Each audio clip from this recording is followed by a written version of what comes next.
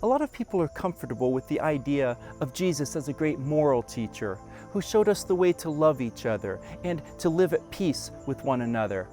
Others are comfortable with the idea of Jesus as a great prophet who pointed people to God and showed us how to walk in the ways of God.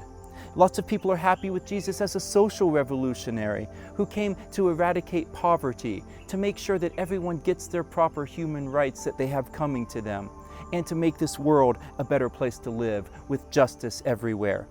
And many love the idea of Jesus as a source of power, a provider who always makes sure that we have an abundance of finances, a miracle worker who always intervenes and solves our problems and makes our situations turn out for the better so that we have a nice and happy life.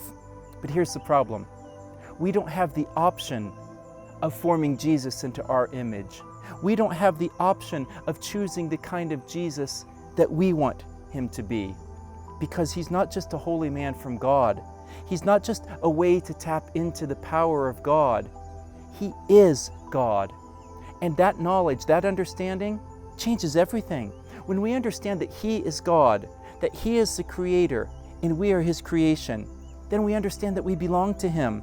We understand that he doesn't exist to serve us, but we exist to serve him. We understand that we can't manipulate him or control him. We can only surrender to him and obey him.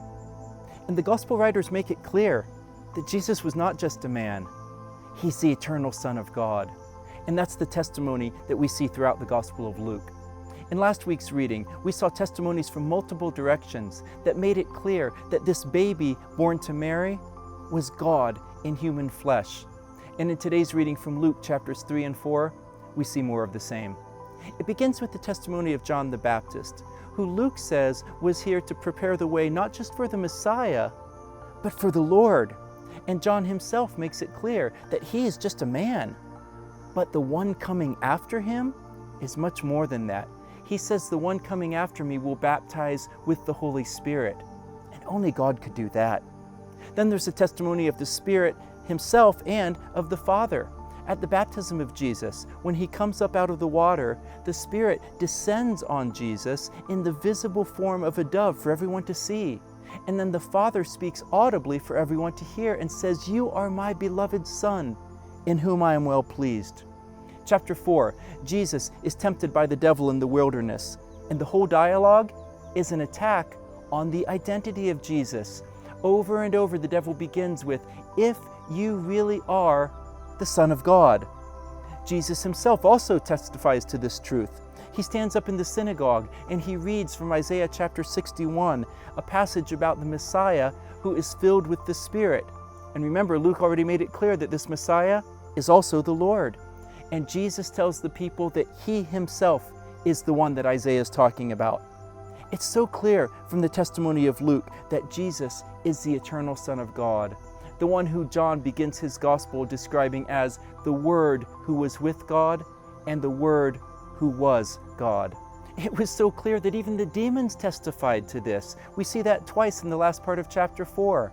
On one occasion, a man who was demon-possessed in the synagogue saw Jesus, and when he saw him, the demon in him cried out and said, "I know who you are. You are the Holy One of God."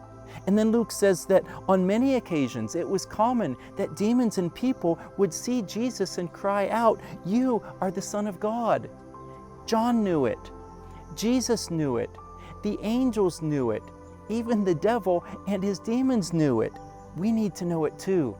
Jesus is the Son of God, the Creator, the Lord of all creation. And when we know that, it changes everything.